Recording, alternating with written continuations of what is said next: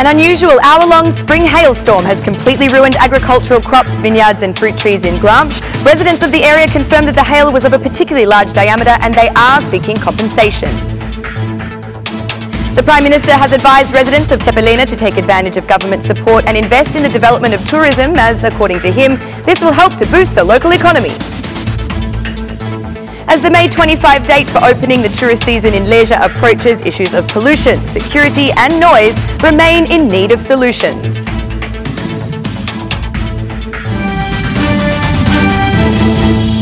Good evening, it's 6 o'clock on Tuesday the 22nd of May 2018. Welcome to the English edition of Aura News. My name is Alexandra and I'm here to bring you the day's top stories from across the country translated into English. For the second day in a row, opposition MPs continued using official meetings to make charges against the Interior Minister Fatmir Jafai and his brother Agron Jafai. Despite the agendas for the commissions, opposition MPs remained focused on the issue of interceptions and accusations regarding Agron Jafai. These statements have now caused interruptions to both the Economic and Health Commissions, while the MPs of the majority did not attend the meeting of the Education Commission. Socialist Party MP Lezha accused the opposition of organising a coup against the Interior Ministry and the prosecution. Who is responsible for this issue, for this coup d'etat organised against the Interior Ministry and the prosecution? You protested as far back as when the Chief Prosecutor Arta Marcu was elected. The problem you have with her, sorry to tell you, is that she has great support from all sides and will do her job to the end. We will see how the issue of Witness X will end. It has become the strongest symbol of the opposition, said Lezha. These are the MPs who defend the narco state. Fatmir Jafai defends his brother despite him being related to drug trafficking, said DP MP Aldol Bumshi. Feeling frustrated with the interruption, SP MP Lezha exclaimed, "You are blocking the work of this commission. We are here to talk about health problems." The commission members again found it difficult to dialogue due to the tense situation.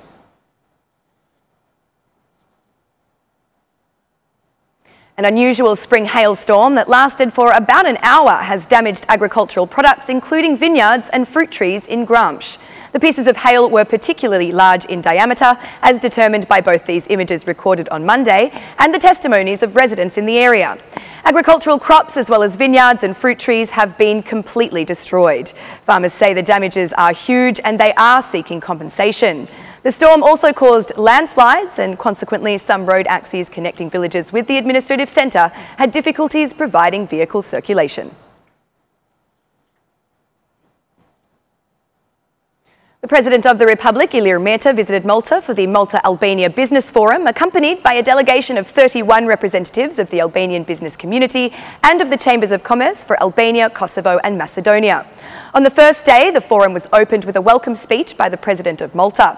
President Meta also gave a speech praising the productive collaboration in all fields between the two countries before emphasising the need to intensify economic trade relations and mutual investments. The President of the Republic presented the potential opportunities that Albania offers to foreign investors in all sectors of the economy to the Maltese business community. Meta invited Maltese investors to assess investment opportunities in Albania for all the comparative advantages offered by the Albanian economy. Malta's president said during her speech that Malta and Albania should give a breath of fresh air to the economic trade cooperation and take advantage of all opportunities to explore new investment markets.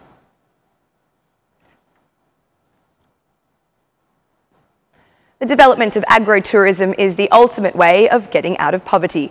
This was the statement made by Prime Minister Edi Rama in front of the citizens of Tepelena, where he talked about the numerous projects for infrastructure in this area. According to the head of the government, the projects entitled Relindya have affected this city positively by boosting tourism and increasing property prices by at least fourfold.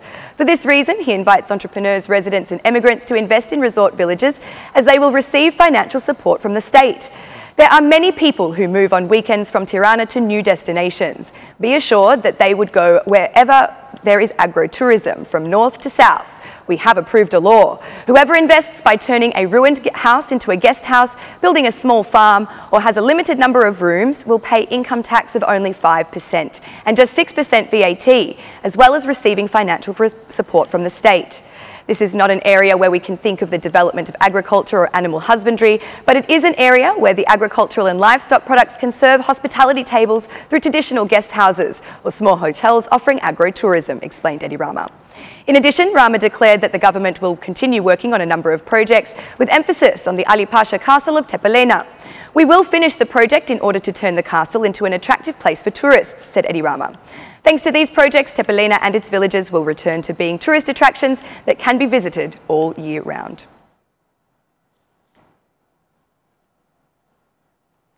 The most prestigious and internationally renowned travel publication, The Lonely Planet, which publishes the world's most famous travel guides, has ranked Tirana among the 10 cities to be visited by tourists this summer. In its article, Lonely Planet writes that the Albanian capital is not just a gateway city, but a powerful metropolis that has undergone transformation. The publication mentions the beauty offered by Daiti Mountain and nightlife in Bloku as particularly enjoyable elements, which Lonely Planet suggests to tourists to enjoy the incredible atmosphere. A typical day in Tirana includes a cable car ride from the city centre to the highest peak on Daiti Mountain. Enjoy panoramic views and traditional and organic food experiences before heading back down to the local restaurants for a tour of the many cafes, cocktail lounges and designer bars based in the trendy neighbourhood known as Ish Bloku, reads the article found on one of the most popular tourism sites in the world.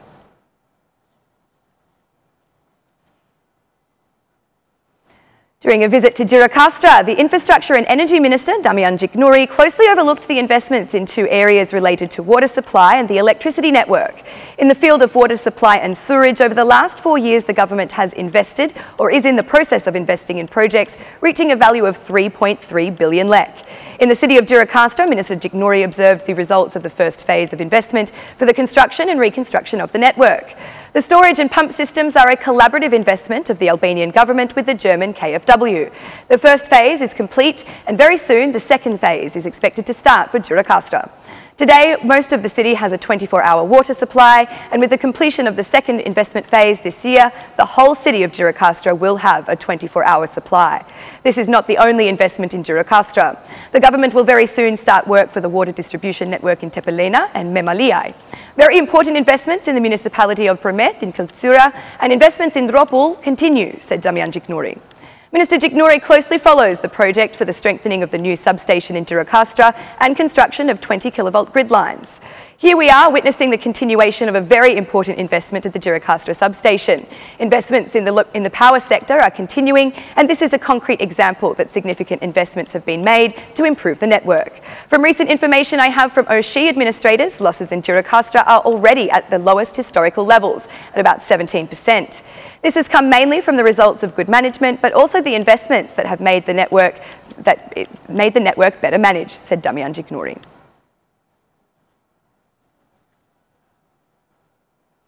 From Gjirokastra Castle on the International Day of Biodiversity, the Tourism and Environment Minister appealed to young people to apply for the project Smile Albania. With this message, Minister Klosi welcomed 600 young participants in the first national photo contest in nature. We, as the Tourism and the Environment Ministry, have a dream of a touristic European Albania, but also an environmentally protected Albania, said Blendi Klosi. At the awards ceremony, Minister Klosi emphasised that Smile Albania will engage 1,000 young people to promote Albanian tourism through the Smiles of Albanian Hospitality and the environmental education. The Smile Albania project is a project that will accompany the entire tourist season, is a project that we will focus on the appearance of Albanian nature, its beauty, and also the hospitality towards tourists coming to our country. So I think these beautiful pictures of the 600 young people who smile may actually be the essence of our project to welcome tourists to Albania with a smile, said Blendi Klosi. Klosi added that improved security and the rule of law and better environmental education of the local population will also positively contribute towards Albania turning into a European tourist destination.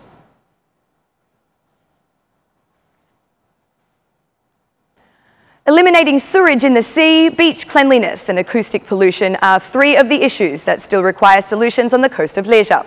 Therefore, the Prefect of the district, Gjergj Prendi, has asked the leaders of local institutions for maximum engagement in fulfilling their duties on the eve of the tourist season. Elimination of urban waste, elimination of discharging sewage into the sea or river, and the creation of a suitable environment are the duties we must fulfil before the opening of the tourist season, said Gjergj Prendi. Lack of health services in the tourist area of Thale and electricity problems are some of the concerns raised by the municipality of Lezha. The administrator of Shëngjin, Tonin Uldedaj, demanded increased presence of police at the beach area to stop vehicle drivers occupying public spaces.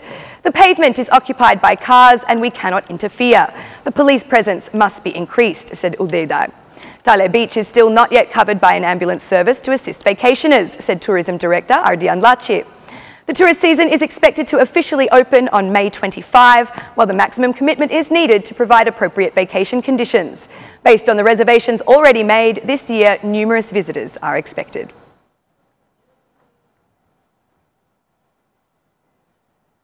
And that's the news across the country today. Thank you for watching our English edition this evening, and be sure to join me again every Monday to Saturday at 6 p.m. for the latest news from Albania. Once again, on behalf of Aura News, thank you and good night.